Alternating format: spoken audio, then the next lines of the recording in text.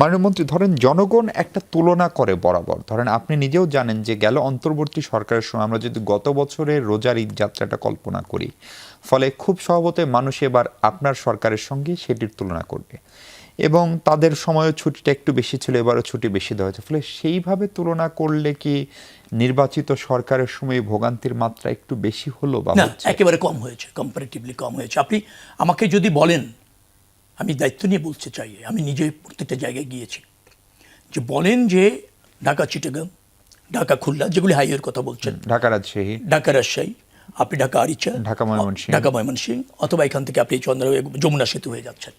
আপনি বলেন যে এই ধরনের 2-1 ঘন্টা দুর্ভোগের মধ্যে আটকে আছে, অনিশ্চয়তার মধ্যে আছে, গাড়ি চলছে না, যাচ্ছে না, হাজার হাজার মানুষ রাস্তায় দাঁড়িয়ে আছে, কোনো গাড়ি পাচ্ছে না, এই রকমের কোনো দুর্ভোগ আপনি দেখেছেন কিনা? নিশ্চয়ই আপনি দেখেননি। আমি বলছি চাপ আছে, বিশেষ করে আজকে একটা চাপ তৈরি হয়েছে, হঠাৎ করে গার্মেন্টসগুলি আজকে ছুটি হয়েছে।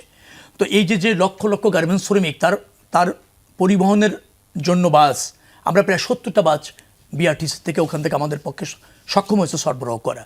তো এই যে মানুষের চাপ, আমি নিজে দেখেছি যে পিক আপে 15-20 জন উঠে যাচ্ছে তারা। এখন পিক একটা পিক এই লং রোডে চলার জন্য যমুনা সেতুর কাছে গিয়ে হয়ে যেতে পারে, বন্ধ হয়ে যেতে পারে। কয়েকটা গাড়ি এরকম পথে কিন্তু বন্ধ হয়ে গিয়েছে, স্টার্ট বন্ধ হয়ে গিয়েছে। তখন একটা দুর্ভোগের তৈরি হয়। আবার আপনি এদেরকে যে সরিয়ে কোথাও নিয়ে যাবেন, সরাতেও 15 মিনিট সময় লেগে যায় যদি আপনি এদেরকে মূল সড়কে উঠতে না দেন। এই 15 মিনিটের মধ্যে বা 20 মিনিটের মধ্যে আপনি পাশে নিতে নিতে দেখবেন 8-10 কিলোমিটার যানজট হয়ে গিয়েছে, কারণ গাড়ি তো প্রচুর গাড়ির চাপ। তো এই ব্যবস্থাপনাটা আমাদের সচেতনতার অভাব আছে। আমরা যে কোনো মূল্যে বাড়ি যেতে চাইছি। আমাদের দীর্ঘদিনে বাড়িতে ঈদ করার একটা প্র্যাকটিস, একমুখী যাত্রা, দ্বিমুখী না। একই ধরনের যাত্রীরা যদি আবার ঢাকার দিকে আসতো, তবে দেখতেন যে এই ভাড়া বা অন্যান্য ব্যবস্থাপনা একটু ইজিয়ার হতো। মানে সব কিছু একমুখী যাচ্ছে। এই জায়গাটাতে বেশ কিছু চ্যালেঞ্জ আছে।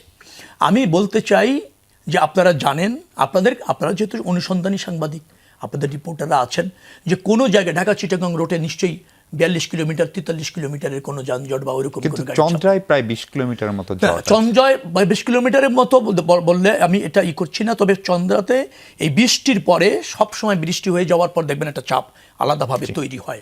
আর সবচেয়ে বড় তো চন্দ্রাতে 3 দিক থেকে গাড়িগুলি ওখানে আসে, এসে ওইখান থেকে গাড়িগুলি যমুনার দিকে যাওয়ার যে টার্নটা নেয়, ওখানে আমাদের হাইওয়ে পুলিশ, স্থানীয় পুলিশ, বিআরটি এর কর্মকর্তারা যারা আছেন সবাই কিন্তু, এবং পরিবহন মালিক সমিতি এবং শ্রমিক সমিতিরও প্রচুর ভলেন্টিয়ার দিয়েছে, সবাই চেষ্টা করছে। কিন্তু গাড়ির যে চাপ, আবার আরেকটা জিনিস সমস্যা হয়, আপনি খালি গাড়ি ধরেন ব্যাক করে আসছে ঢাকার দিকে, ওই গাড়িগুলি ওখানেই ইউটার্ন নেয়, অথবা যাত্রীরা ওখানে জড়ো আছে, তারা গাড়িতে উঠে পড়ে, তারা তাদের মতো করে গাড়ি কিন্তু ভাড়া করে ফেলে, কন্ট্যাক্ট করে ফেলে, তাদের যাওয়াটা জরুরি।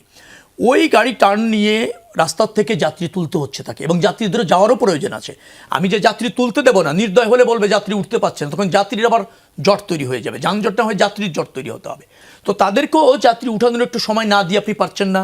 রাস্তাগুলিতে প্রচুর ট্রাফিক চাপ, রাস্তাগুলি ন্যারো, কিছুটা নির্মাণ কাজ চলছে, সব প্রকল্পগুলি ওখানে কিন্তু এখনো পর্যন্ত সম্পন্ন হয় নাই, কিছু প্রকল্প চলমান আছে, মিলে একটা চাপ তৈরি হচ্ছে এবং গাড়ির গতি ধীরে যাচ্ছে। কিন্তু আমি এটাও আপনাকে বলে রাখি, আমি তো সবসময় মনিটরিং, আমাদের কন্ট্রোল রুম ইত্যাদির সাথে সার্বক্ষণিক যোগাযোগ আছে। চন্দ্রাতে আমি সর্বশেষ যেটা জেনেছি, গাড়ি চলছে, আমার বিশ্বাস 3 থেকে 4 ঘন্টার মধ্যে, অর্থাৎ রাত 12টা-1টার মধ্যে ওই জায়গাটা ওই চাপ মুক্ত হয়ে একেবারে ফ্রি গাড়ি চলবে। সারাদিন তাই চলেছে, আপনি নিশ্চয়ই আমার সাথে একমত হবেন, সারাদিন কিন্তু তাই ছিল, 1টা পর্যন্ত স্বাভাবিক ছিল। ভোরের দিকে একটা চাপ হয়েছিল, কারণ মানুষ সেহরি করে, কিছু মানুষ এরকম হাজার হাজার ট্রাক নিয়ে গাড়িতে উঠে গিয়েছে। আপনি বিশ্বাস করেন, ট্রাক ভর্তি লোক আর লোক, মনে হচ্ছে কোনো জনসভায় যাওয়ার জন্য হাজার হাজার ট্রাক লোক উঠে গিয়েছে।